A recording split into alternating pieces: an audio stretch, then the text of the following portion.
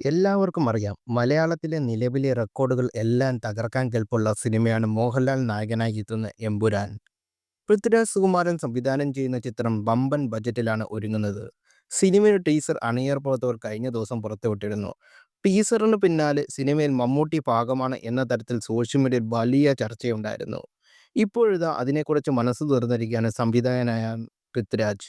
Mammootty sir Empuraan ഉണ്ടാകുമോ ഭാഗമാണോ എന്ന അവതാരകന്റെ ചോദ്യത്തിന് മമ്മൂട്ടി സാർ ഇല്ല. ലൂസിഫർ ഫ്രാഞ്ചൈസിയുടെ ഈ പാട്ടിൽ മമ്മൂട്ടി സാർ ഇല്ല എന്നായിരുന്നു പൃഥ്വിരാജിന്റെ പ്രതികരണം. ഇതോടെ സംശയങ്ങളെല്ലാം കട്ടം വീണിരിക്കുകയാണ് എന്നാണ് ആരാധകർ സോഷ്യൽ മീഡിയയിൽ കുറിക്കുന്നത്. അതേസമയം ഫ്രാഞ്ചൈസിയുടെ ഈ പാട്ടിൽ മമ്മൂട്ടി സാർ ഇല്ല എന്ന് പറഞ്ഞത് വഴി എമ്പുരാനിൽ ആണ് മമ്മൂട്ടി ഇല്ലാത്തതെന്നും ലൂസിഫറിൽ മൂന്നാം ഭാഗത്തിൽ മമ്മൂട്ടി ഉണ്ടാകാൻ ചാൻസ് ഉണ്ടെന്നാണ് പ്രേക്ഷകർ കുറിക്കുന്നത്. ചിത്രം ഐമാക്സിന് റിലീസിനെത്തുമെന്ന സൂചനയാണ് പൃഥ്വിരാജ് നൽകിയിരിക്കുന്നത്. ചിത്രം ഐമാക്സ് സ്ക്രീനിൽ എത്തുകയാണെങ്കിൽ അത് കളക്ഷനെ വലിയ തോതിൽ വർദ്ധിപ്പിക്കാൻ കാരണമാകും. ഗംഭീര വിഷ്വൽ ട്രീറ്റാകും സൂചനയെന്ന് ടീസർ നൽകുന്ന സൂചന.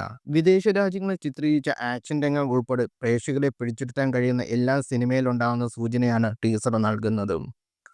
2025 മാർച്ച് 27-ന് ലോകമെമ്പാടുമുള്ള തിയേറ്ററിൽ എമ്പുരാൻ എത്തും. എമ്പുരാന്റെ ലൂസിഫറിന്റെ പ്രീക്വലും സീക്വലുമാണ് പുറത്തുവരുന്ന റിപ്പോർട്ടുകൾ.